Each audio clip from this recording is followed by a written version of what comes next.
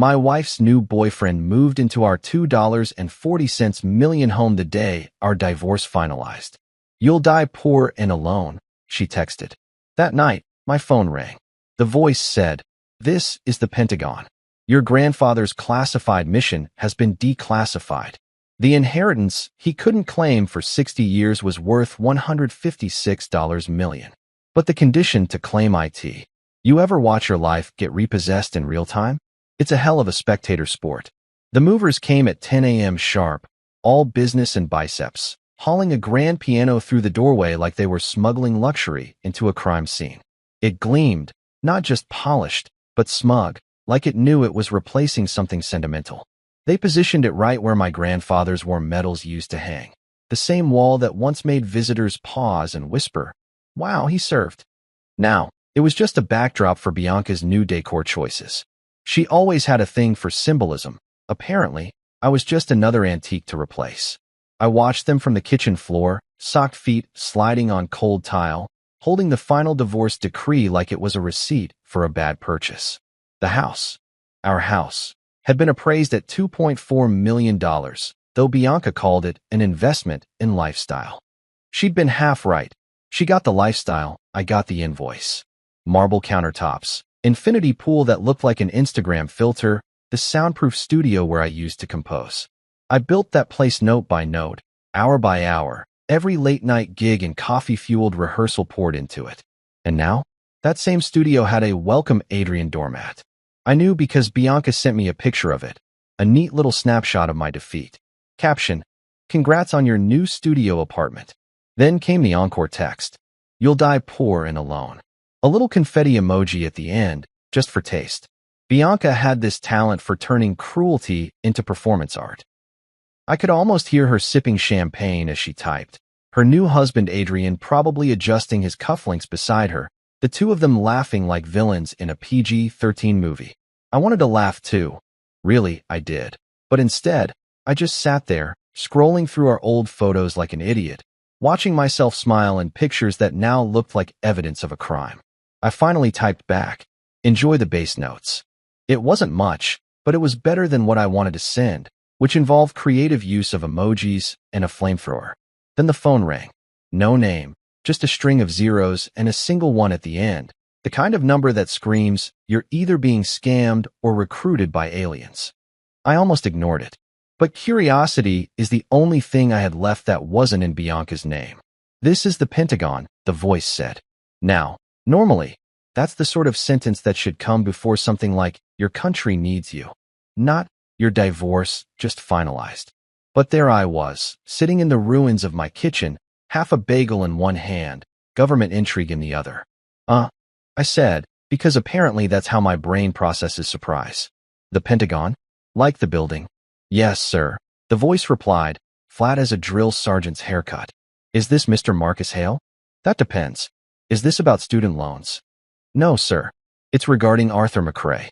That name hit like static in my chest. My grandfather. The man who could turn a piano into a confessional booth. He died when I was 12. Heart attack, mid-concert, front row full of diplomats. I'd never understood why he'd been so secretive about his past, why my grandmother used to say things like, "Arthur saw too much music in too many dark rooms." I thought it was poetic nonsense. Turns out, it might have been government code. "Your grandfather's mission has been declassified," the voice continued. "After 60 years. There are assets he couldn't claim in his lifetime. You've been identified as his next of kin." I blinked. "Wait, so you're saying?" "There is an inheritance," he said. "Estimated value, $156 million. I actually laughed. Not a normal laugh, the kind that escapes when your brain short-circuits. "Right.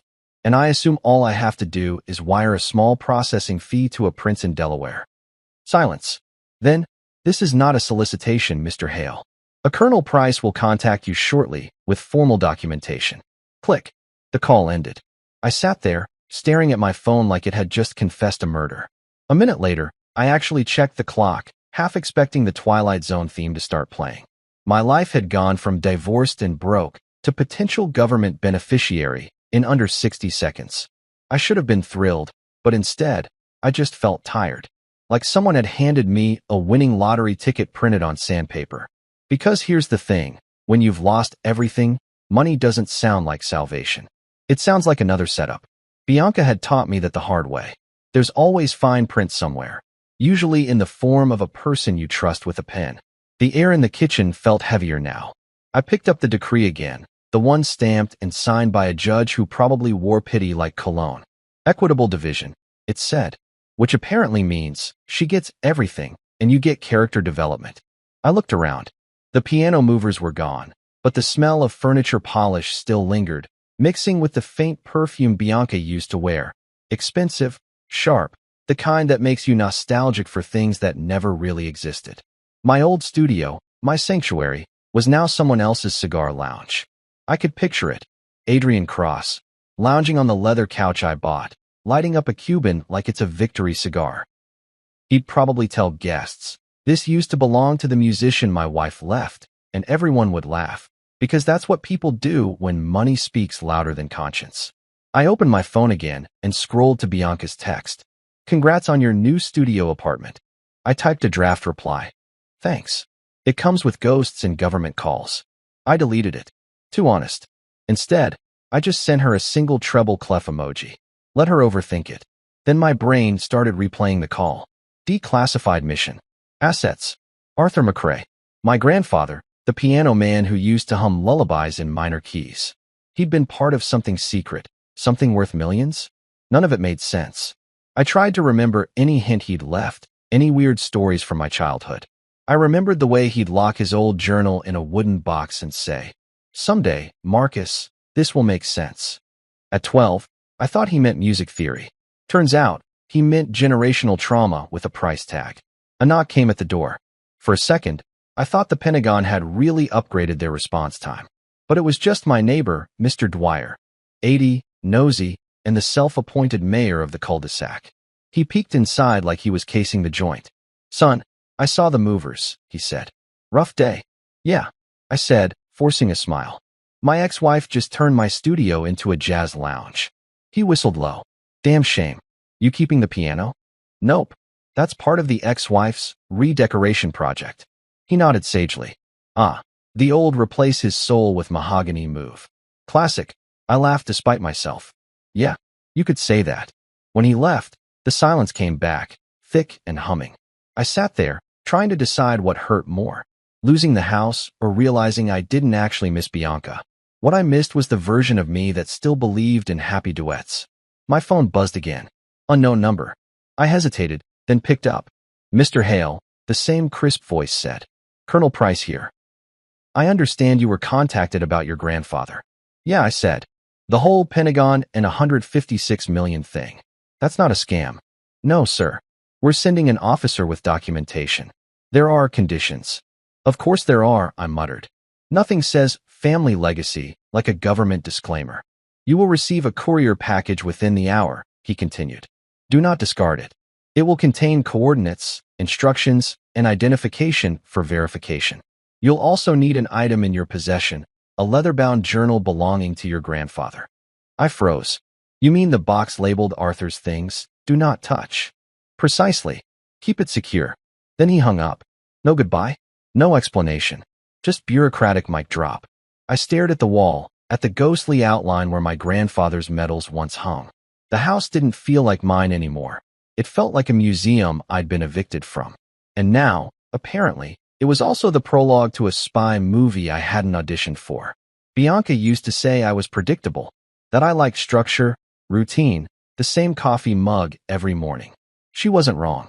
But right then, predictability was gone, replaced by mystery, bitterness, and a potential inheritance the size of a symphony budget. I dragged myself off the floor, grabbed the box marked Arthur's things, and placed it on the counter. Dust puffed into the air like an old secret exhaling. The leather journal sat on top, tied with a ribbon that had probably seen more history than I had common sense. On the first page, written in my grandfather's looping hand, was a line I'd never noticed before. "When the music ends, follow the silence." I didn't know what that meant yet, but it felt like the kind of phrase that changes everything. The kind of thing you only understand after your world is burned down and someone starts playing piano on the ashes. So I poured myself a drink, took one last look around the house I'd built and lost, and said out loud, to no one in particular, "Move out day complete." Somewhere in the distance, I could almost hear Arthur's piano, soft, deliberate, haunting, as if the universe had just queued up the next track. And just like that, the world's worst housewarming became the first note of something bigger. 2 months earlier, my life still looked like a polished magazine spread. I was the man with the violin, the tailored suit, and the illusion that talent could protect you from betrayal. The concerts were packed, the critics were generous, and Bianca was still showing up, though, in hindsight, her presence had the emotional temperature of a tax audit. She'd sit in the third row, arms crossed, posture perfect, face as unreadable as a Supreme Court decision. The Bianca I used to know, the one who screamed bravo, loud enough to make ushers flinch, had vanished somewhere between rehearsal dinners and real estate listings. That night, I remember finishing a Mendelssohn piece that usually earned standing ovations. Instead, I got polite applause, the kind that sounds like people are clapping for your effort, not your art. I bowed, smiled, and locked eyes with Bianca for half a second. She smiled back, but it wasn't warmth. It was something else, polite detachment, maybe pity. The kind of smile people give an employee they're about to fire but still need to finish the shift. I told myself not to overthink it. Musicians are trained to ignore distractions, coughing, cell phones, existential dread, all just part of the performance. So I put on the show. I lifted my violin, closed my eyes, and pretended that applause still meant approval, that love was still hiding somewhere in the echoes. But deep down I knew. The music was still there, the marriage wasn't. After the show, backstage was its usual chaos. Bouquets, fake smiles, patrons pretending they'd understood the emotional complexity of the cadenza. Bianca was nowhere to be found. My manager, Louise, handed me a bottle of champagne with a grin that looked like it had been practiced in the mirror. "You did great, Marcus." One critic said you play like your soul's on fire. "Yeah," I said, forcing a smile. "That's just acid reflux and denial." When I finally found Bianca, she was outside, standing under the marquee lights, talking to a man whose watch cost more than my car. Tall, broad-shouldered, the kind of guy whose handshake probably came with a non-disclosure agreement, Adrian Cross. I knew him by reputation. He owned half the construction skyline and all the charm of a Bond villain with a trust fund. Bianca introduced us with the enthusiasm of a hostage. "Marcus, this is Adrian. He's one of the sponsors for the new arts wing downtown." Adrian extended a hand, flashing a smile that could melt glaciers and ethics simultaneously. "I've heard a lot about you. Bianca says you're passionate." "Yeah," I said, shaking his hand. "That's musician code for broke, but committed." He laughed, the kind of laugh that told me he didn't actually find it funny. "Art is important," he said, "even if it doesn't pay the bills." I wanted to respond, but Bianca jumped in. "Adrian's company builds performance halls, Marcus. He's basically your fairy god developer." I raised an eyebrow. Good to know the arts are safe in the hands of capitalism. She shot me a look, the kind that said, "Not now." But the damage was done.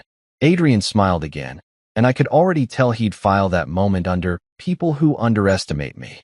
Over the next few weeks, Adrian became a recurring character, the kind of presence that shows up uninvited and then somehow ends up hosting. Bianca mentioned him constantly. "Adrian thinks you should do a residency. Adrian says your website needs better branding. Adrian's wife is a big fan." That last one, for some reason, made my skin crawl. I tried to play the supportive husband, the one who brings wine to dinner parties, nods politely while listening to billionaires discuss artistic value, and pretends not to notice when his wife's laughter starts changing keys. Bianca had always been ambitious, but this was different. She was calculating. Every move, every compliment, every sip of wine seemed rehearsed. One night, I came home early from rehearsal. Bianca was in the kitchen, still in her work blouse, staring at her phone like it held divine secrets. She didn't hear me come in. "Rough day?" I asked. She jumped, quickly locking the screen. "Oh yeah, just work." "Who were you texting?" "Louise," she said too quickly. "About your tour schedule." "Right?" I said, nodding like a man who didn't believe a single syllable. "Because my manager definitely needs hour-long texts about my itinerary." She rolled her eyes. "You're paranoid." "No," I said, pouring myself a drink. "Just observant. Comes with the job." She stormed off before I could say anything else.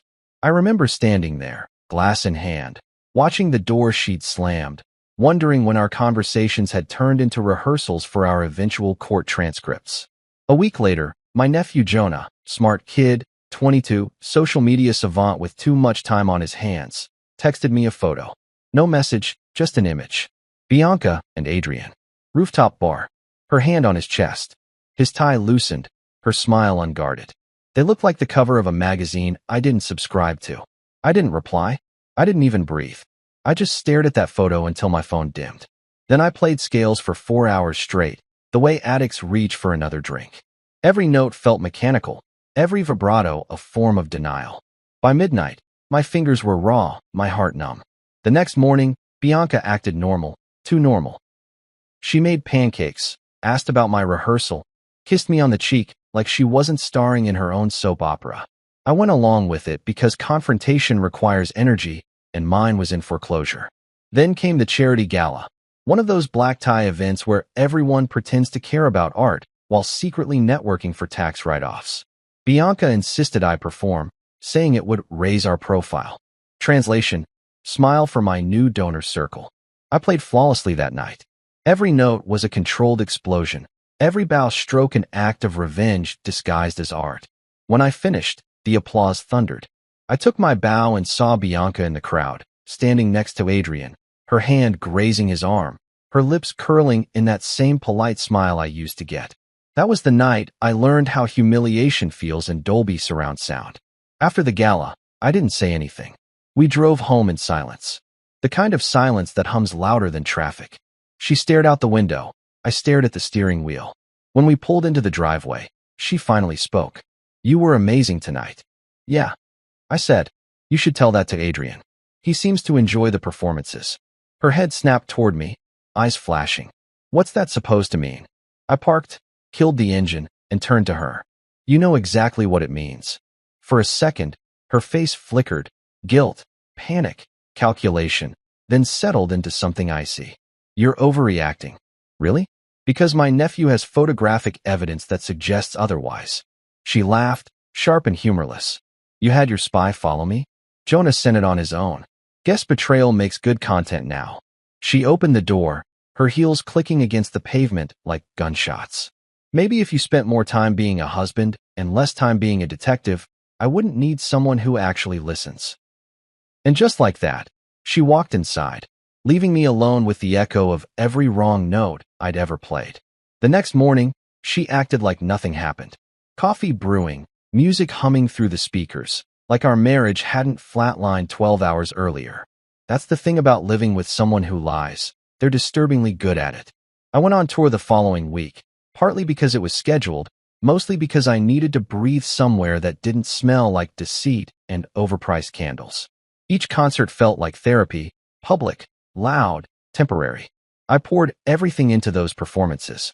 The critics said I was redefining the emotional spectrum of classical music. What I was really doing was bleeding in 4/4 time. Every city blurred into the next. Paris, Vienna, London, but the loneliness didn't fade. Bianca's texts got fewer, colder. "Proud of you," she'd send, followed by a photo of her with Adrian at another event.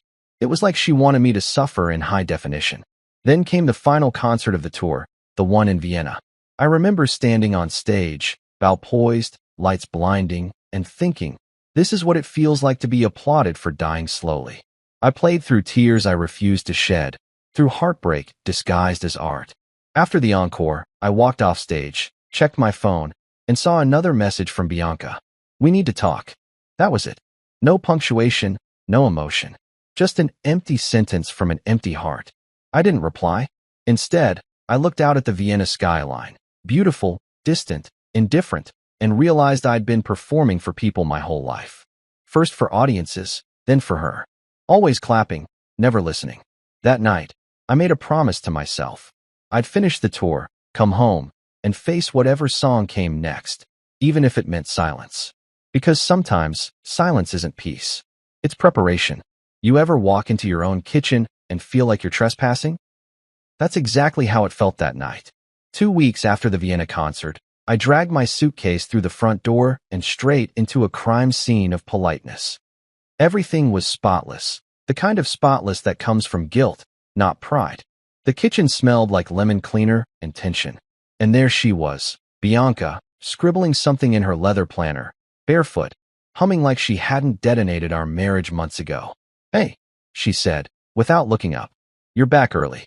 "Yeah, figured I'd surprise my wife," I said, dropping my suitcase by the counter.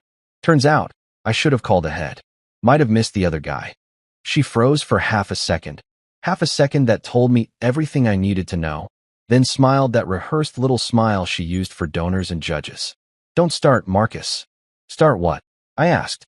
The conversation where I asked my wife why our nephew's photography hobby caught her in 4K playing tongue hockey with a venture capitalist? She sighed, slow and dramatic, like she'd rehearsed that too. "You live in the past," she said. "You hold on to every mistake, every look, every betrayal?" I interrupted. "Yeah, I'm weird like that."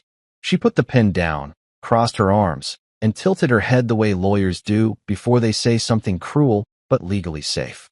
"You don't understand, Marcus. Adrian builds things that last. You play things that disappear." And there it was, the symphony of betrayal condensed into one perfectly devastating sentence. I wanted to laugh, or throw something, or both, but all I could do was nod like a man grading his own obituary. "Right," I said. "He builds things that last. Like trust funds. And marriages. Oh wait, no, that one's under construction." She rolled her eyes. "This bitterness doesn't suit you." "Neither did the prenup," I muttered. Her lips twitched. "You signed it." "Yeah," I said. "Because I thought you'd keep your vows." "My bad." The air between us thickened.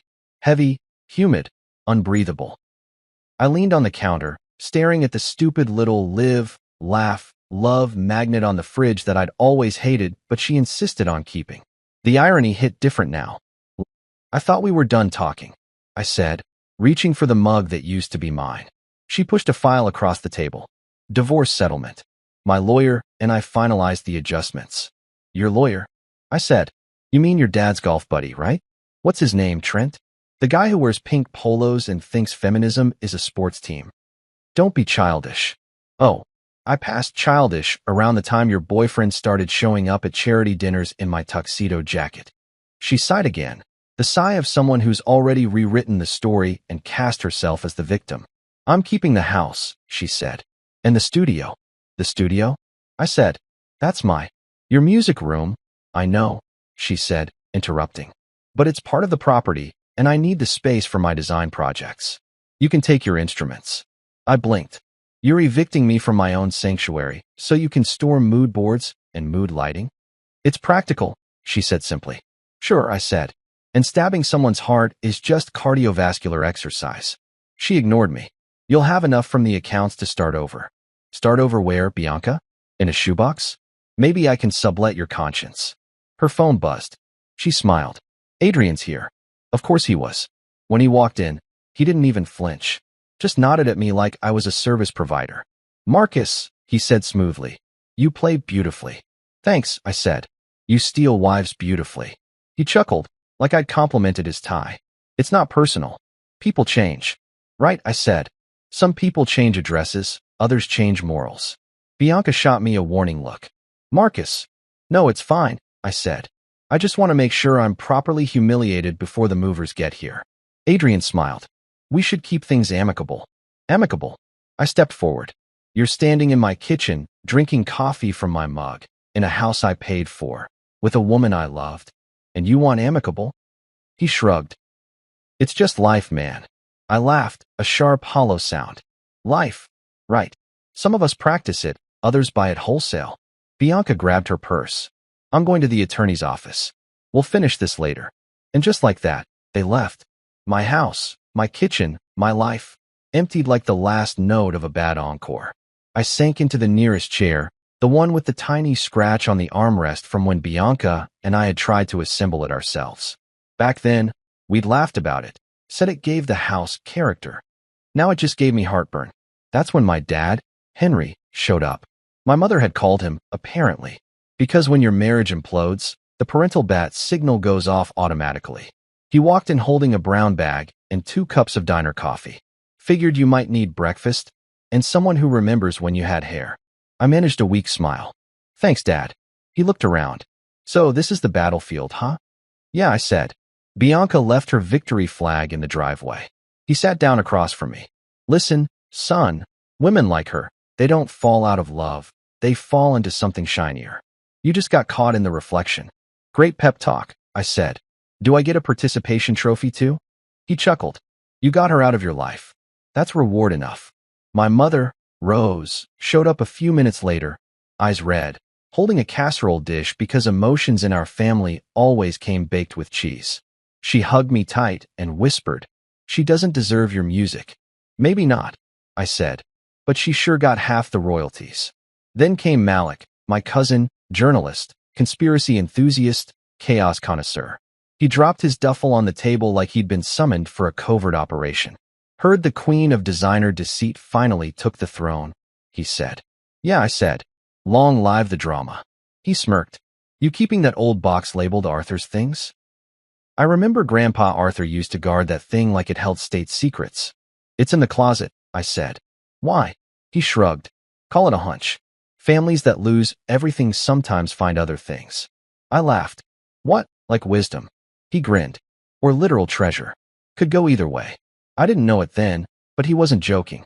Later that evening, after everyone left, I sat in the living room surrounded by half-packed boxes. I found myself staring at the one Malik mentioned. Old cardboard, taped edges, handwriting faded but clear. Arthur's things, do not touch. I remembered being 10, watching my grandfather lock his journal away, humming some melody that didn't sound like anything he ever played in public. Music is just math with emotion, he'd said once. Hide the right equation, and no one can steal your soul. Back then, I thought it was poetic nonsense. Now it felt like foreshadowing. I opened the box just a little, enough to see the cracked leather of the journal, a few yellowed pages, and an old photo of him shaking hands with someone in uniform. The date on the back, 1964. Cambodia. I closed it again. Whatever ghosts lived in that box could wait until I figured out how to pay rent without selling my violin. That night, I poured myself a drink, turned off the lights, and let the quiet swallow me whole. The house creaked like it was trying to say something. I imagined Arthur's voice, calm, deliberate, whispering through the walls. When the music stops, listen closer. And for the first time since Bianca walked out, I did. The call came the morning after my emotional hangover had finally graduated to a full-blown identity crisis. I was halfway through a microwaved breakfast burrito, my third that week, when my phone lit up with another anonymous number. Because of course it did. My new fan club apparently included the IRS, spam loan sharks, and the occasional ghost of my grandfather. Mr. Hale, said a voice so crisp it could have cut glass. This is Colonel Price, United States Department of Defense. I almost choked on the burrito. Okay, I said after a heroic cough. You're going to have to narrow that down. Is this about taxes or aliens? Neither, sir, the colonel replied, dry as sandpaper. I believe you spoke briefly with one of our representatives yesterday regarding your grandfather, Arthur McCrae. I sat up straighter, brushing tortilla crumbs off my sweatpants. Right, that's the call I thought was an elaborate prank by my cousin. The one where you said my dead grandfather might have left behind enough money to buy Delaware. Not quite Delaware, he said, with the faintest trace of military sarcasm. But you may want to sit down. I'm already sitting, I said. It's just less of a chair situation and more of a life collapse on the couch situation. He ignored that. Your grandfather was part of a classified operation during the 1960s, Operation Night Music. It's recently been declassified, and with that, certain funds have been unlocked. I leaned forward. Funds. Mr. McCrae was instrumental in recovering and securing assets that, due to legal complications, were never distributed. The department has authorized restitution to his next of kin. You. Okay, I said slowly. You realize this sounds exactly like the setup to a Netflix documentary, right? The part where the gullible grandson gets framed for espionage. There was a pause, the kind that could make a man sweat. Mr. Hale, this is legitimate. You'll be receiving documentation within the hour, along with instructions. But there's a stipulation. Of course there was. There's always a stipulation.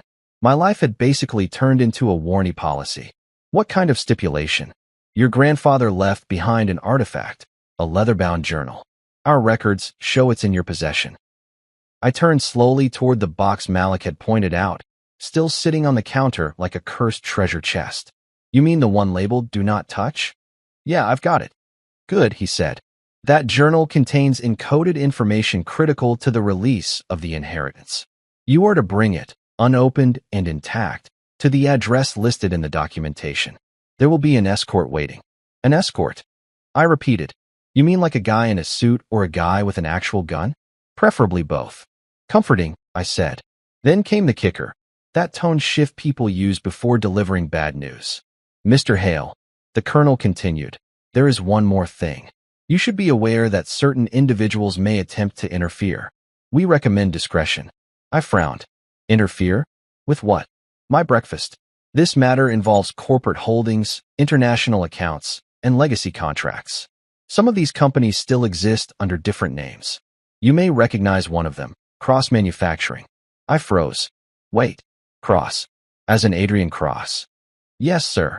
My brain did a full pirouette. Adrian.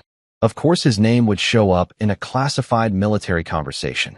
Because why wouldn't the man who stole my wife also be casually linked to my grandfather's mysterious inheritance? The universe didn't just throw curveballs at me. It launched them out of cannons. Let me get this straight, I said slowly. My ex-wife's new husband's family business is connected to my grandfather's secret Cold War operation? That appears to be the case, the colonel said. Your grandfather's notes suggest there were questionable transactions made through that company during the 1960s. If those records are exposed, certain people may have concerns. Concerns, I repeated. That's a fun euphemism for panic in lawyers. Indeed, he said. That's why you must proceed carefully. The inheritance isn't merely money. It's leverage. Leverage for what? You'll understand once you read the journal. And with that, he hung up. No goodbye. No, thank you for your time. Just silence, heavy and final. I stared at the phone for a full minute, waiting for it to ring again. Maybe this time from an alternate timeline where my life made sense. Nothing. Just the hum of the refrigerator and the faint echo of my career circling the drain. I opened the box.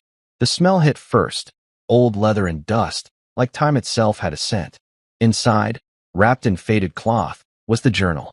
It looked fragile, yet deliberate, as if the pages had been waiting for me specifically. I ran my fingers over the embossed initials, AM. My grandfather's handwriting had always been neat, military neat, the kind that made you feel lazy just looking at it. I untied the ribbon and flipped to the first page. A single sentence stared back at me, written in that same crisp penmanship. When silence speaks, follow its rhythm. Great. My grandfather left me a fortune and a riddle. The next few pages were filled with what looked like music, sheet compositions, chord progressions, tempo markings. But between the lines, tiny numbers and letters were penciled in, too precise to be random. I recognized some: latitude, longitude, coordinates. Others looked like bank routing codes. Jesus, Grandpa, I whispered. You hid money in Mozart? As if on cue, my phone buzzed again. A text from Malik. Malik, you alive? Me, define alive. Malik, Mom says she heard you talking to the Pentagon. Please tell me you're not joining the Space Force. Me, long story. Grandpa's journal might lead to money. Big money. Also, Adrian Cross might be involved. Malik, well damn. That's not a story, that's a headline. Wanting to look into it. Me, not yet. Let me see what's in this thing first. I stared back at the pages. My fingers shook a little. It wasn't the money that rattled me. Adrian's empire had roots that went deep, but I'd never imagined they reached into classified history. The man didn't just ruin marriages. Apparently, he inherited corruption too. I spent the next hour decoding as much as I could. Every few pages had phrases written between the staves: Budapest, Klinov, Transit 219. I Googled them, and only one hit came up. A brief article about a 1964 military operation that had gone dark. The report mentioned lost assets and an unnamed American cryptographer, Arthur McCrae. I rubbed my temples. I wasn't built for this kind of intrigue. I was a musician, not a codebreaker. The closest I'd come to espionage was sneaking snacks into rehearsal halls. That's when I noticed something at the back of the journal, an envelope taped to the cover. My name written on it. Marcus Hale. The handwriting looked older, shakier, but still familiar. I tore it open. Inside was a letter. My dear Marcus, if you are reading this, it means life has done to you what it does to every man who dares to believe in permanence. It has corrected you. I couldn't claim what was rightfully mine, but perhaps you can. You will be contacted by those who know the truth. Do not trust them fully, but do not dismiss them either. Bring this journal where they instruct. When you have nothing left to lose, you will understand what to gain. I read it 3 times, trying to decide if that was wisdom or manipulation. Either way, I was officially in a plotline no sane man would volunteer for. A knock sounded at the door, loud, deliberate. I froze. I opened it to find a man in a dark suit and aviators standing on the porch. He had federal employee written all over him, from the posture to the lack of personality. Mr. Hale? Depends who's asking. He flashed a badge. U.S. Department of Defense Courier. I have your packet. He handed me a sealed envelope, made me sign something that looked way too official for my signature, and left without a word. The whole exchange took 30 seconds. Inside the envelope was a formal letter from Colonel Price, stamped, signed, intimidating. It listed a time, location, and one chilling line. Bring the journal. You have 72 hours. 72 hours. I sat there, the weight of it settling in like a piano dropping from the sky. Then came another text, from Bianca. Because of course. Bianca, heard you got a call from the government. Should I be worried? Me. Only if you still have cross-manufacturing stock. Bianca, excuse me? Me. Never mind. Enjoy your designer war crimes. I tossed the phone aside, laughing darkly. If karma had a sense of humor, it was finally warming up. I took one last look around my apartment, the cluttered shelves, the violin case by the door, the half-eaten burrito still sitting on the table, and said out loud, "All right, Grandpa. Let's see what kind of mess you left me." Somewhere deep down, under the sarcasm and skepticism, something stirred. Hope, maybe. Or madness. Hard to tell the difference anymore. I grabbed my jacket, the journal, and my car keys. The world outside felt different, sharper, quieter, like the calm before a symphony's opening note. And for the first time in a long time, I wasn't thinking about Bianca or Adrian or the ruins of what I'd lost. I was thinking about Arthur McCrae, the man who'd hidden a fortune in melodies and left me to play the final movement. If you've never had a government-issued countdown clock ruin your breakfast, I don't recommend it. The morning after Colonel Price's call, I woke up to find a sealed envelope slid under my door like the universe's version of a pop quiz. Inside, a document thicker than my divorce file, stamped with words that made my stomach tighten. 72-hour compliance mandate. Translation: you've got 3 days to figure out your dead grandfather's treasure hunt, or the government keeps the loot and probably files you under idiot. I sat at my kitchen counter, staring at the clock, one hand clutching my coffee, the other flipping through the folder. Every page looked like it had been written by a lawyer who'd been dared to make English unrecognizable. Per the stipulations of Operation Night Music's post-classification inheritance clause, it read, claimant must fulfill the procedural sequence as encoded within subject AM's personal documentation. Right. Because that totally sounds like something a normal person can wake up and deal with. At the bottom of the first page, in handwriting that looked painfully human amid all the bureaucratic nonsense, was a note. When the melody ends, find the first movement. I muttered to myself, fantastic. I'm one riddle away from turning into a Nicolas Cage character. The clock on my phone read 8:04 a.m. 72 hours meant I had until 8:04 a.m. Thursday. 3 days to uncover the legacy of a man who used to hide candy in piano legs. I looked at the journal again. Arthur's writing filled the margins like he was arguing with himself. Man, he said, grinning, you're living in a telenovela written by the IRS. We spent the next hour decoding Arthur's journal like 2 underqualified cryptographers. Malik spread out papers on the counter while I played fragments of the notations on my violin. Each melody carried strange pauses, repeated patterns that didn't make sense musically but made perfect sense mathematically. Dude, Malik said, scribbling numbers. I think he turned this sonata into a cipher. Each note equals a number. I raised an eyebrow. You're telling me my grandfather composed a secret bank code? He grinned. You tell me. You're the musician. We followed the pattern until we found something that looked like a date. June 19th, 64, followed by a word, Budapest. Was he there? I asked. Malik shook his head. No record of him overseas in '64. But guess who was? He turned his laptop to face me. An old newspaper clipping showed Adrian Cross Sr., founder of Cross Manufacturing, shaking hands with a man in uniform. My grandfather. Caption: U.S. contract secured for overseas reconstruction. I felt the hair on my arms rise. Holy hell. My grandfather and Adrian's grandfather worked together? Looks like it, Malik said. Which means this isn't just inheritance. It's unfinished business. Before I could reply, my phone buzzed. Unknown number again. Because why not? I answered. Mr. Hale, came Colonel Price's steady tone. Have you located the journal?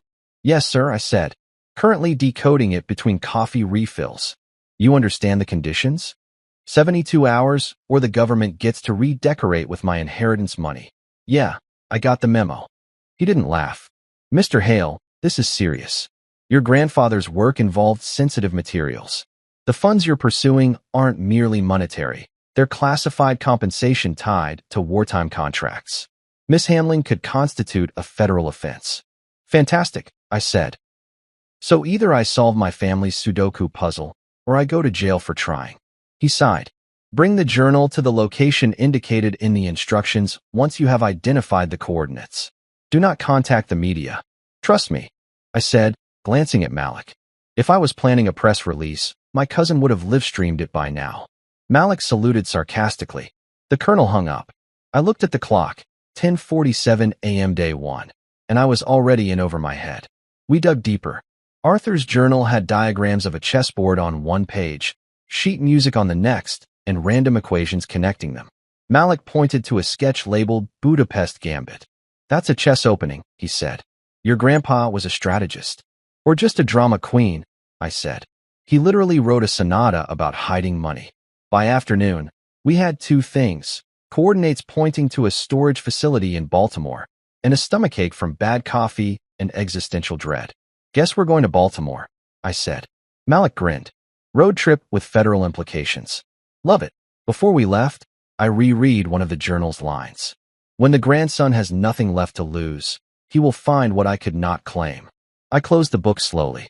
He'd known this moment would come, known I'd have to hit rock bottom before I could even look up. Part of me wanted to throw the damn thing out the window. The other part wanted rows of orange doors, chain-link fences, and a smell that could only be described as expired mystery. Unit 219. That was the number in Arthur's notes. I unlocked it, the metal door screeching up like it hadn't been opened since Nixon. Inside was a single filing cabinet, a dusty chessboard mid-game, and a brass key taped under the lid. Dude, Malik whispered. This is straight-up Indiana Jones meets IRS audit.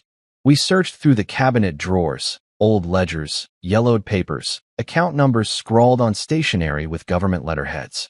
One page stood out, a letterhead from Cross Manufacturing.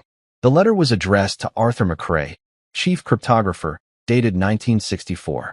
It mentioned unregistered overseas transfers and delayed restitution. Malik read it aloud. Holy crap. They used your grandpa to cover illegal funding transfers during Reconstruction. The guy was laundering ethics for the Pentagon. Yeah, I said softly. And they buried him for it. We stood there, silent except for the distant buzz of fluorescent lights.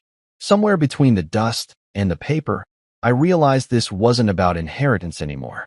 This was legacy, the kind that doesn't sparkle, the kind that stains.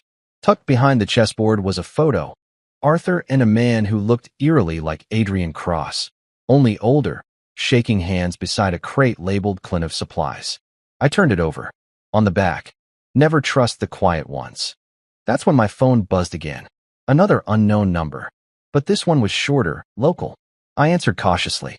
Marcus Hale, a familiar voice purred. So it's true. Bianca, I said flatly. You've reached the part of my life where classified military personnel call me more often than my ex-wife. She ignored the jab. Adrian mentioned your grandfather's name today. Funny coincidence, isn't it? Yeah, I said. Hilarious. Tell him I said hi from beyond the grave. You should be careful, she said. You're stepping into something bigger than you realize. Thanks, Bianca. I'll add unsolicited advice from the woman who ruined my credit score to my safety checklist. She sighed. You always think everything's a joke. No, I said, looking at the stack of government papers. I just think it's funny how the truth always shows up late, but dressed to kill. When the call ended, Malik looked at me. She knows something. They both do, I said, which means we're officially out of rehearsal.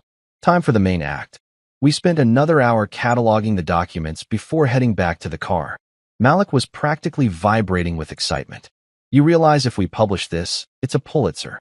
Government corruption, corporate collusion. This is the motherlode. I shook my head. Not yet. If Arthur wanted headlines, he'd have written a manifesto. He wanted resolution, closure, maybe redemption. As we pulled out of the lot, I glanced back at the unit, dust swirling like the past exhaling. I could almost hear Arthur's voice, patient and cryptic. Play the next movement, Marcus. The score's not finished. We hit the highway again, 48 hours left on the clock. Malik was already typing notes for his article. I was already wondering what the hell I'd just stepped into. Because somewhere in between the rules, the riddles, and the fine print, I realized something terrifying. The inheritance wasn't just mine to claim. It was mine to defend. Baltimore didn't smell like history or heroism. It smelled like burnt diesel, old coffee, and the kind of bad decisions you can't quite remember making. The sky hung low, gray and sticky, like the universe had forgotten to finish the day. Malik parked our rented Ford Fusion outside the storage facility, looked at the faded 24-hour security sign, and muttered, "If we die here, I want it on record that I told you this was a terrible idea." "You didn't tell me that," I said. "Yeah, well, I'm telling you now." The place looked like every true crime documentary's establishing shot. Endless rows of orange metal doors, rust creeping up the locks, a flickering light that had definitely seen things. Unit 219 sat in the middle of the third row, waiting like a secret that had been patient for too long. I still had the brass key we'd found taped under Arthur's chessboard sketch, warm in my palm, heavier than it should have been. Malik shoved his hands in his pockets. "All right, Mozart. Moment of truth." "Don't call me that," I muttered. I slid the key into the lock. It resisted at first, decades of disuse making the mechanism stubborn, then turned with a satisfying click that echoed like a starting gun. The door creaked up slowly, revealing darkness, dust, and a smell that could only be described as government neglect. Inside, a metal filing cabinet, a wooden crate, and, because my life had officially entered symbolism overdrive, a chessboard frozen mid-game on a small table. "White to move." Malik whistled low. "Man, this is creepy in a haunted logic puzzle kind of way." I stepped inside, flipping on my phone flashlight. The beam caught motes of dust swirling like memories. The chess pieces were positioned in what looked like a deliberate pattern. Pawns advanced aggressively, knights flanking, the white bishop missing entirely. I squinted. "Budapest Gambit," I said under my breath. Malik glanced up. "What?" "It's a chess opening. You sacrifice a pawn early to gain position later. Grandpa used to teach it to me when I was a kid. Said it was about strategy, not loss." I stared at the board, the familiar layout triggering something in my memory. He always said, "Sometimes you give up the obvious to protect the unseen." Malik grinned. "Sounds like he was prepping you for marriage." "Yeah, well," I said, brushing dust off the filing cabinet. I clearly missed that part of the lesson. The cabinet drawers groaned as I pulled them open, one by one. Inside were meticulously labeled folders. Ledger 1963, Clin of Accounts, Swiss Holdings. Each smelled faintly of cigarette smoke and history. I laid them out on the table, heart hammering. Malik leaned over, eyes scanning the yellowed pages. "You seeing what I'm seeing?" "Cross-manufacturing," I whispered. The name was printed in sharp black ink across several letters, correspondence between Arthur and Adrian Cross's grandfather. The tone was formal, urgent. Malik picked up one letter and read aloud. "Funds transferred to account ending 0294 via intermediary firms. Ensure records remain sealed until the completion of Phase 3. He looked at me. "Phase 3? That's not a good phase number. No one ever survives Phase 3. I took the letter from him. "Look at the signature. Arthur's name is there, but so is Charles Cross." "Meaning?" Malik asked. "Meaning they were in business together. And judging from the tone, not the legal kind." Malik smirked. "So your ex-wife's husband's family fortune might have been built on a Cold War money laundering scheme." I love this plot twist for you. Yeah, I said, my voice tight. Real heartwarming. We dug through more documents. Invoices, deposit records, letters written in code, phrases like movement of parts and transfers of harmony. In musician terms, those were weird metaphors. In government terms, they screamed cover up. At the bottom drawer, taped to the underside, was another envelope. Inside, a single sheet of paper with handwritten coordinates and one word, bank. Next to it, a stamped insignia, an eagle clutching a harp. Malik's jaw dropped. That's the emblem from Operation Night Music. I felt a chill crawl up my spine. So this is where it starts to make sense. We followed the coordinates. They pointed to a bank downtown, one of those old-world marble places that probably smelled like inherited guilt. But before we left, I spotted something else. A photograph stuck to the back wall with an old pushpin. Arthur, smiling, younger, in uniform, standing next to a man in a dark suit. The man's face looked familiar. Too familiar. I took a closer look. Oh, you've got to be kidding me. Malik leaned in. Who is that? Adrian Cross Sr., the original snake. Malik blinked. Your ex-wife's new husband's granddaddy. Dude, that's biblical. I pulled the photo off the wall, flipping it over. On the back, scrawled in Arthur's handwriting, the quiet ones always move first. I exhaled, rubbing my temples. So this whole thing, this entire mess, started generations ago. My grandfather and the Cross family working together. And now, I'm sitting here 50 years later, trying to clean up the encore. Malik looked at me, serious now. You realize if this money trail is real, it could expose half of Washington? Yeah, I said, pocketing the photo. Which means we need to move fast, before someone realizes we're two idiots who just cracked open Pandora's filing cabinet. We packed up the key documents and locked the unit behind us. As we reached the car, Malik checked his phone. We should call the colonel, right? Tell him what we found. I shook my head. Not yet. The man works for the Pentagon. His poker face has a clearance level. So what's the plan? I looked at the sheet with the coordinates again. We go to the bank. See what Grandpa left behind. Baltimore's traffic was its own form of psychological warfare, but we made it to the address in about 40 minutes. The building loomed over the street like it had opinions about everyone who walked past. Inside, the marble floors echoed with the kind of silence that made you whisper even when you didn't need to. We approached the reception desk. The banker, a silver-haired woman with a smile so polished it should have been insured, looked up. Good afternoon. How may I assist you? I placed the brass key on the counter. I believe I have a safety deposit box. It belonged to Arthur McCrae. Her expression didn't change, but something behind her eyes flickered. One moment, sir. She disappeared through a door. Malik and I exchanged a look. Either she's confirming your identity, Malik whispered, or she's calling the FBI. When she returned, she carried a clipboard.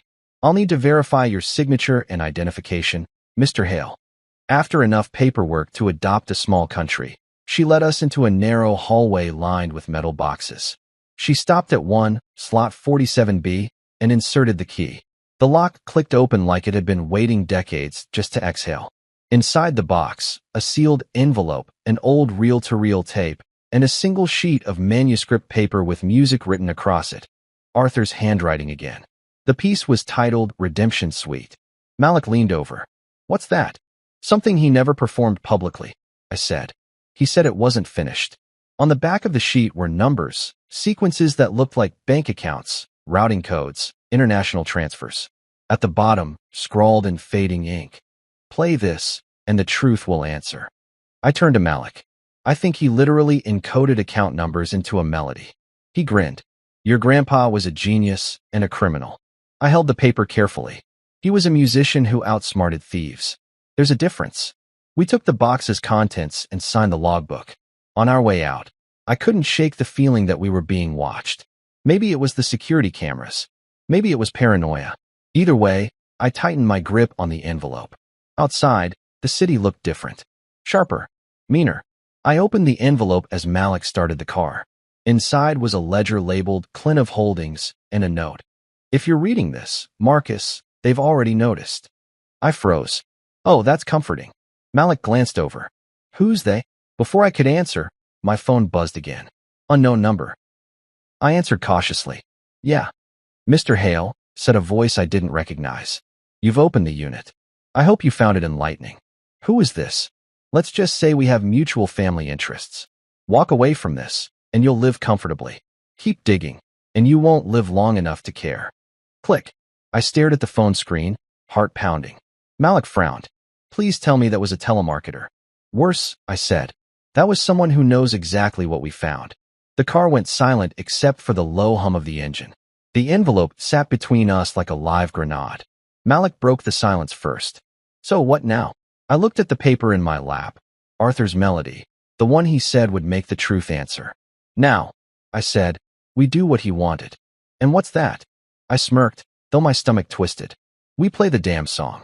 If you ever want to test how much chaos a single sheet of music can cause, try holding one that may be worth $156 million while sitting in a Baltimore parking lot. Malik was behind the wheel, tapping the steering wheel with nervous rhythm, while I stared at Arthur's Redemption Suite, as if it might suddenly sprout subtitles explaining my life. The handwriting was neat, deliberate. My grandfather had always written like a man trying to hide genius inside geometry. Between the bars of notes were slashes of numbers, subtle patterns that I couldn't unsee now. This is it, I murmured. The whole thing, the melody, the math, the message. Malik peered over. You're saying your grandfather basically turned a bank code into a song? That's wild. Not wild, I said, strategic. He knew the only person who could read this properly would be someone who thinks in sound, not numbers. Malik grinned. So basically you. I sighed. Yeah, lucky me. We checked into a cheap hotel off Pratt Street, the kind of place where the carpet had opinions and the front desk clerk looked like he'd lost a bet with destiny. The clerk slid us our key cards with the enthusiasm of a man handing out death sentences. Room 212, 2 beds, 1 flickering light, and a view of the dumpster. Perfect for decoding a generational conspiracy. I set up my violin case on the table, the instrument gleaming faintly under the weak light. I pulled out Arthur's sheet and began to play, slow at first, then faster, feeling the rhythm of the notes guide me towards something more than sound. It wasn't just music, it was a pattern, a message hidden in melody. Malik was pacing behind me, scribbling numbers on notepads, connecting tempo markings to digits. After a few minutes, he stopped, eyes wide. Marcus, look. I lowered the bow. What am I looking at? He pointed to his notes. Those repeating measures, they matched the Swiss bank code format. In this set, he circled another group of numbers. That's definitely a routing pattern. Dude, your grandfather hid literal account numbers inside Beethoven-level drama. I sat down, trying to breathe. So it's real. It's very real, he said. And if these accounts still exist, that's a lot of zeros, my guy. I laughed, a hollow sound. Yeah. And every one of those zeros comes with moral debt. He frowned. What do you mean? Arthur's money wasn't his, I said quietly. If cross-manufacturing was involved, then this was blood money, war profits, stolen contracts, maybe worse. If I just take it, I'm no better than them. Malik dropped into the chair across from me. Bro, don't start getting philosophical. You were married to a woman who tried to gaslight you into bankruptcy. You deserve something good coming your way. Yeah. I said, staring at the violin. But not like this. He leaned back, arms crossed. So what's the play then? Return it? To who? The Pentagon? The same people who buried this for 60 years. I rubbed my face. I don't know yet. But I know this. Arthur didn't hide it for me to get rich. He hid it for me to fix something. Before Malik could reply, my phone rang. Unknown number again. My blood pressure shot up like a rocket. I answered slowly. If this is another mystery voice threatening me, I'd like to file a complaint. Mr. Hale, came Colonel Price's familiar voice, calm as ever. I trust you found the storage unit. I swallowed. Yeah, found it. And the bank box. And now I've got a piece of music that apparently doubles as a vault password. Good, he said. You're ahead of schedule. Not sure I like the sound of that, I said. What exactly am I supposed to do with this information? He paused, which meant the answer was complicated. The funds connected to your grandfather's discovery were transferred through multiple shell accounts. The government wants to recover them discreetly. However, we believe certain parties connected to cross-manufacturing are attempting to interfere.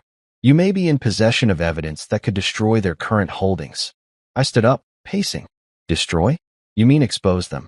Among other things, he said. But you need to understand. These people have resources. Walk carefully.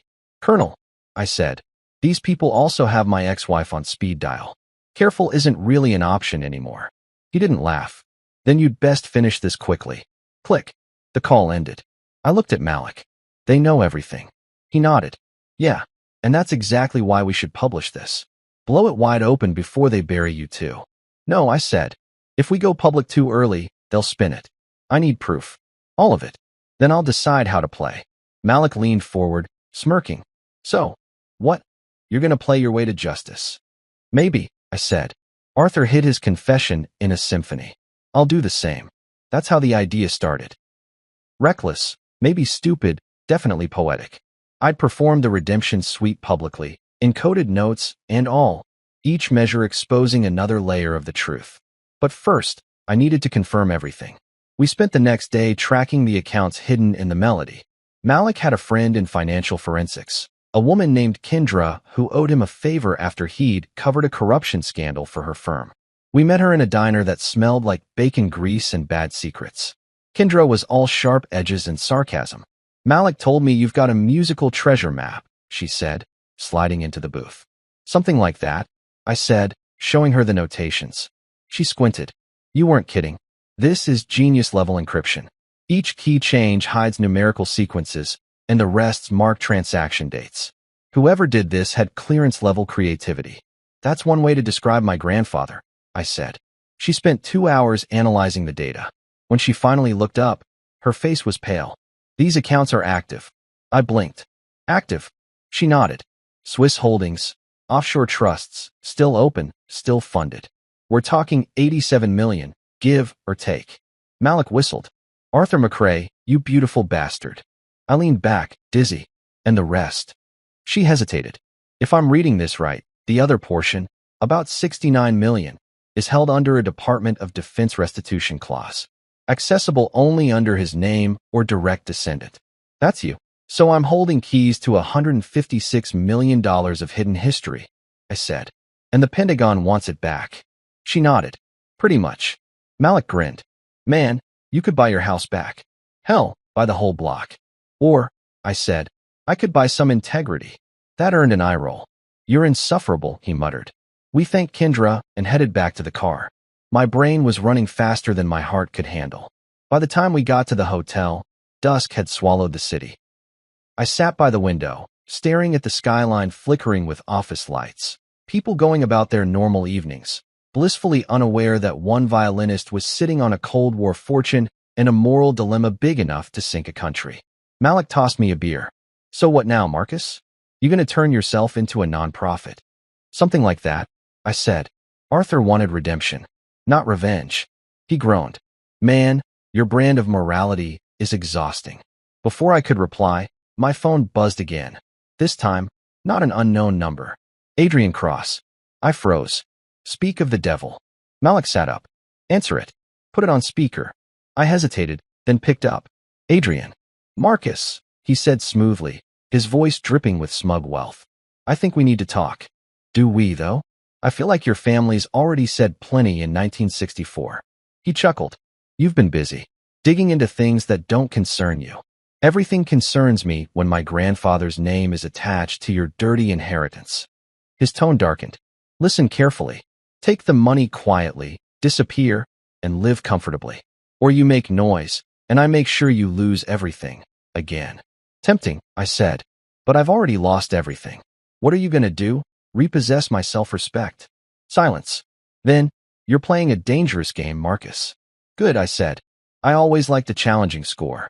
Click. He hung up. Malik exhaled. That guy's straight out of a Bond movie. Yeah, I said, pocketing my phone. And I'm done playing his background music. I looked at the sheet again, Redemption Suite. The notes shimmered faintly under the lamp. I could almost hear Arthur whispering, play it loud enough, and the truth can't hide. That night, I didn't sleep. I stayed up transcribing every measure, every encoded sequence, every fragment of meaning. By sunrise, I had what I needed, not just a melody, but a weapon. The plan was simple. Perform the piece publicly at Symphony Hall, broadcast it live. Every phrase would reveal a pattern. Every crescendo would echo with numbers the world couldn't ignore. Malik would leak the findings to the press simultaneously. When I finally collapsed into bed, exhausted but wired, Malik muttered from across the room, "You know this could ruin you, right?" I smiled into the pillow. "Or redeem me." He grunted, "Man, you and your poetic justice." But as I drifted into half-sleep, I thought of Arthur, the soldier-turned-musician-turned-ghost with unfinished business. And for the first time, I understood him. Music wasn't just beauty. It was proof. And I was about to make the world listen. There's something uniquely terrifying about pressing send on an email that could ruin powerful people before breakfast. Malik called it journalism. I called it career suicide with extra flair. But once the plan was set in motion, there was no rewinding the tape. My grandfather's redemption suite wasn't just music anymore. It was a confession dressed in melody, a math problem disguised as beauty. The whole thing was about to go public, and all I had to do was play it like it wasn't about to set the city on fire. The morning of the concert started wrong. I woke up to 36 missed calls, half from unknown numbers, and the other half from journalists who'd somehow already sniffed the story. Malik was pacing in the kitchen of my condo like an underpaid campaign manager. He had his phone glued to his ear, speaking fast. "Yes, the story's verified. Yes, it's real. No, we can't give you the account numbers, because we like not being assassinated. Publish at noon." I said noon, not whenever your editor's coffee hits. I stepped out, tie loose, violin case in hand. "Tell me again why we didn't just leak this anonymously?" He smirked. "Because you like drama, and I like Pulitzers." He wasn't wrong. By noon, the Baltimore Ledger had gone live with the headline, "Helicopters, Heartbreak, and Hidden Accounts. The Cross Legacy Exposed." The story blew through the internet like gasoline on open flame. Within hours, hashtags were trending. Hashtag Cross Exposed. Hashtag Redemption Suite. Hashtag Violin Leaks. Everyone loves a scandal that comes with a soundtrack. That was Malik's genius. He'd embedded a preview of the piece online, a 30-second teaser of me playing Arthur's melody. It was haunting, simple, and unsettling in that way truth often is. The comments section went nuclear. "This sounds like betrayal," one person wrote. "Feels like history unraveling," said another. My personal favorite was, "Someone tell Netflix to call this man." By 2 o'clock, my phone rang. It was Colonel Price.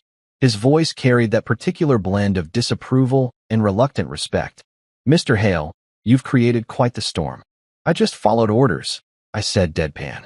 "They were just written in treble clef." "This isn't a joke," he snapped. "The department is under pressure to respond.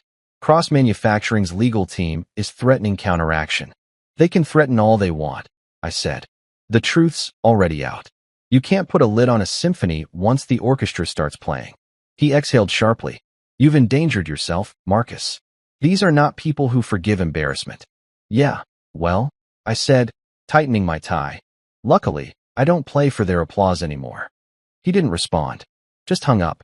Malik looked up from his laptop, reading the expression on my face. "Government's mad? They've been mad since the Boston Tea Party. I'll live." He grinned. "Maybe.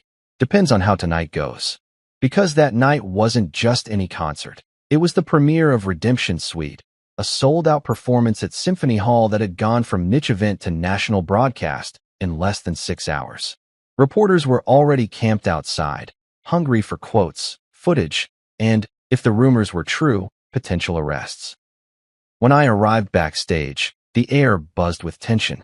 The other musicians avoided eye contact, whispering in corners. The conductor, an old friend named Naomi, pulled me aside.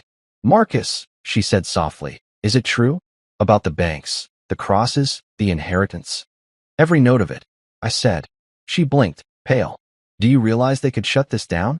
"They'd have to drag me off the stage," I said. "And I'll still play from the parking lot if I have to." Naomi sighed, shaking her head. "You're impossible." "Thanks. It's a family trait." The curtain call came fast. Lights dimmed, the crowd hushed, and I walked on stage to an audience that wasn't just here for music. They were here for a reckoning. You could feel it. The air itself had questions. I nodded to Naomi, who raised her baton, and for a few seconds, everything went silent. Then I began to play. The first notes drifted softly, sweet and melancholy, like the sound of an apology too late. The hall was still. Even the air seemed to hold its breath. The melody climbed, weaved, and fell, every note weighted with history. But hidden beneath it all, the syncopation, the pauses, the deliberate phrasing, was the data, the confession, the proof. When I reached the crescendo, I thought of Arthur, alone in some smoky room decades ago, scribbling this exact passage, knowing one day someone like me would have to finish the movement. My fingers trembled, but I played through it, every stroke of the bow a declaration. I glanced up once, halfway through the second movement, and spotted them. Two men in suits near the back, earpieces glinting under the light. Government or corporate muscle, didn't matter. They were watching. Good. Let them listen. By the time the final note faded, the hall was silent, the kind of silence that feels like it's staring back at you. Then the applause came, not thunderous but rising like a wave, unsure at first, then crashing forward until it filled every corner. I bowed once, expression calm, even though my heart was sprinting. Backstage, Naomi grabbed my arm. "You just started a war," she whispered. "I prefer to think of it as an encore," I said. Malik was waiting near the exit, laptop in hand. "The story's global," he said breathlessly. "The New York Times, Reuters, even the BBC picked it up. They're calling it the Redemption Files. Adrian Cross is trending for all the wrong reasons."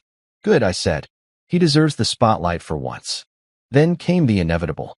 Reporters swarmed the stage door like locusts. Microphones, flashes, shouted questions. "Mr. Hale, did you know the money was stolen? Is it true your ex-wife's husband is implicated? Do you plan to return the inheritance?" I smiled politely, leaned toward the nearest microphone, and said, "My grandfather taught me that music tells the truth when people won't. Tonight, you all heard the truth." Then I walked away. By midnight, Cross Manufacturing stock had dropped 30%. News anchors were calling it the most melodic financial scandal in American history. Adrian, predictably, released a statement blaming misunderstandings of historical context. Bianca posted a photo of herself on Instagram with the caption, "Healing energy only." The comments section did not share that sentiment. But the biggest shock came 2 days later.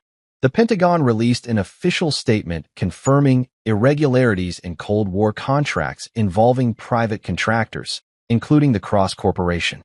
It was the kind of statement that sounds calm but feels like an earthquake. Government suits were suddenly testifying. Auditors were combing through decades of financial rot, and the name McRae was no longer whispered. It was honored. Malik's paper won national attention overnight. He got interviews, awards, death threats, and, weirdly, a fan club. He took it all in stride. "You realize we're folk heroes now," he said one morning, scrolling through headlines. "Speak for yourself," I said, tuning my violin. "I'm still a man who owes rent and accidentally exposed a corporate crime ring." He grinned. Minor details. The weeks that followed were a blur of noise, court hearings, press requests, legal letters. I turned down every interview, every exclusive. I didn't want fame. I wanted peace. But peace doesn't come easy when you've just detonated a multi-million-dollar cover-up. One evening, I got a call from Colonel Price again. His tone was softer this time. "Mr. Hale," he said, "the department recognizes your contribution. While we can't publicly commend you, you should know this. You helped close a chapter we thought was lost." I smiled faintly. "Tell that to the Cross family. They'll be fine," he said. "Prison isn't fatal for the wealthy, just inconvenient." I laughed quietly. Good to know justice has a premium plan. When the call ended, I stood by the window, looking out over the city. The world hadn't changed much. People still hurried, traffic still buzzed, life moved on. But something inside me had shifted. For the first time since Bianca's betrayal, since Arthur's mystery, I felt right. Not rich, not powerful, just right. The next morning, Malik burst into my apartment waving a newspaper. "Dude, you've got to see this. They're turning the Redemption Suite performance into a documentary. Titles already decided. The violinist who exposed the Pentagon." I laughed until I couldn't breathe. "That's ridiculous." "Yeah," he said, grinning. "But admit it, it's catchy." I leaned back, sipping my coffee. "I don't care what they call it. I just hope it makes people listen." He nodded slowly. "You think Arthur would be proud?" I looked down at the violin resting in its case. The same one I'd used to decode his music, the same one that turned his silence into sound. "I think he'd finally be at peace," I said. "And maybe that's enough." Later that day, I walked to Symphony Hall, empty now except for the faint echo of the past. I stood on the same stage where I'd played the truth into existence.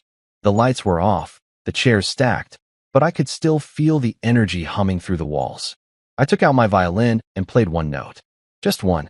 It rang clear and pure, lingering longer than it should have, like Arthur's ghost nodding in approval. For the first time in months, I smiled. The music had done what words couldn't.